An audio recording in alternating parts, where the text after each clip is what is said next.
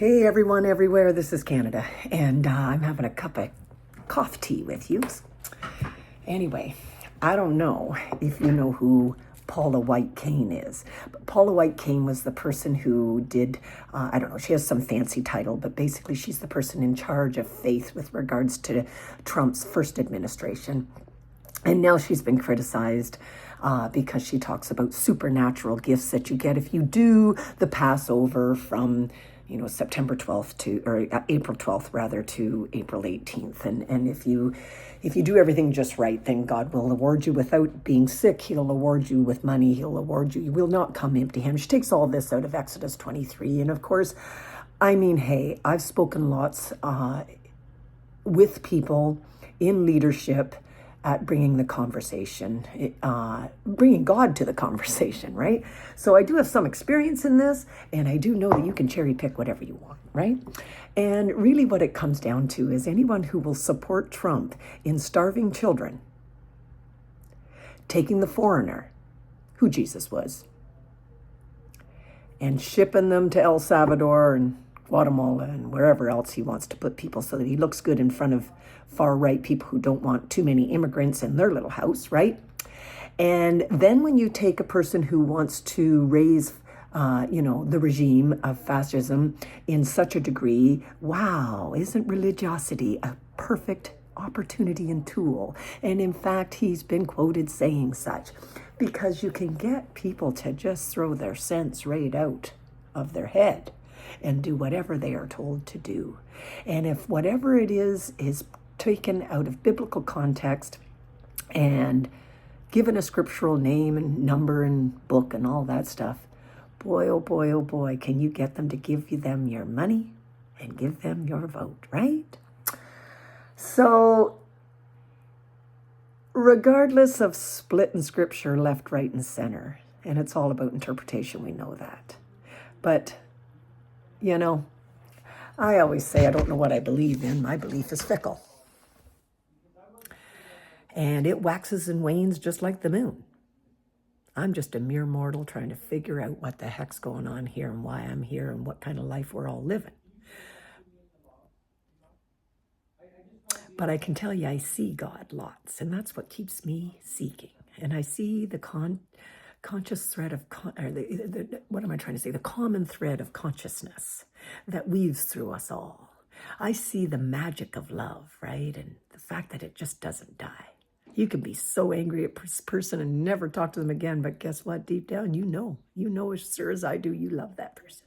Once you love somebody, you can't stop, You can be angry at them. You can disagree with them and not make agreement with them for the rest of your life, and maybe rightfully so, and rightfully put them out of your life.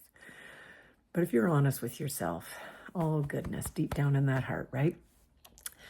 And there are so many truths in the Bible, and there's even a little bit of facts, right?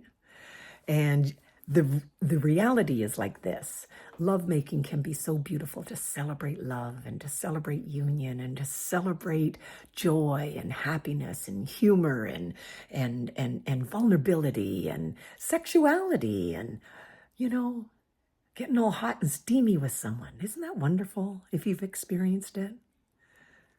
Well, it can also be a very violent, horrible tool. And it's used in every wartime because it strips you of your humanity if it's used violently, improperly, and used to make you be vulnerable.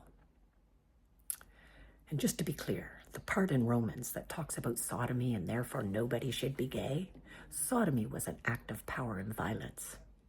And it says it's a gang rape. That's what it is. It has nothing to do with love. It has to do with violence. My point is this. Sexuality is, they say sex sells. It is so damn powerful. It is so damn powerful. I always say the microorganism and the hormone rules the world. So I'm here to say same with religious scripture. There's a good book that says the Bible told me so. Well, the Bible told us we could have slaves now, didn't it? Right? The Bible tells us that women shouldn't be anything but in the house, didn't it? The Bible tells us all kinds of things that I'm pretty sure if there is a creator, that creator has not stopped creating. That means it has cultural bias.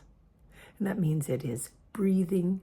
It is a breathing live organism, and it is changing as we speak. And therefore, so does my faith. I don't proclaim to be anything of right to do with righteousness. I make mistakes every single day. I go to bed saying, I'm so sorry for all my trespasses, those I know I did and those I don't. And I'm really sorry for the ones I'm about to repeat. I've learned not to trust myself. And I'm a person who works at it. I work hard at it, right? But I boast. Love doesn't boast. I boast. I boast all the time. Secretly, I do it. I do it in secret ways. I do it about my family all the time. I'm sometimes jealous. I'm sometimes irritable. I'm sometimes resentful. I sometimes like to stack up everybody's wrongs, like I'm doing right now with that Paula White cane. My. They're right, I'm wrong. That's not righteousness. That's not the right path, right? I'm here to condemn myself first. I have so much trouble with my own self. I don't have to look anywhere else for fix anybody else's. But I'm here to tell you, Jesus went in and he had righteous anger, right? And everybody loves that. They like to say, turn the other cheek. That's one that they like. They like to say, do unto others as you have done on yourself. Well, that's not even scripture. But anyway, it's become so. It's not a bad thing to say. And they like to say, oh, righteous anger. Jesus went in, he overturned the tables, didn't he? Well, he did, because they were selling prayers. You shouldn't be selling prayers. And if you look at that Paula White cane, she's selling prayers. She's doing exactly what Jesus got all upset about. I'll tell you this. To love a child is one of the most beautiful blessings and teachings of all my lifetime. If you get the opportunity to love a child, hey? I don't like to say it, but a lot of these rich oligarchs, they have every opportunity to love the children on the earth. And what do they do first? They starve them. They starve them of health care. They starve them of food, right?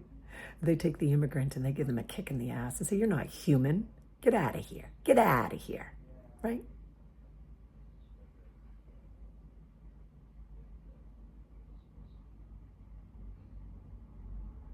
Nothing new under the sun, crazy mixed up world.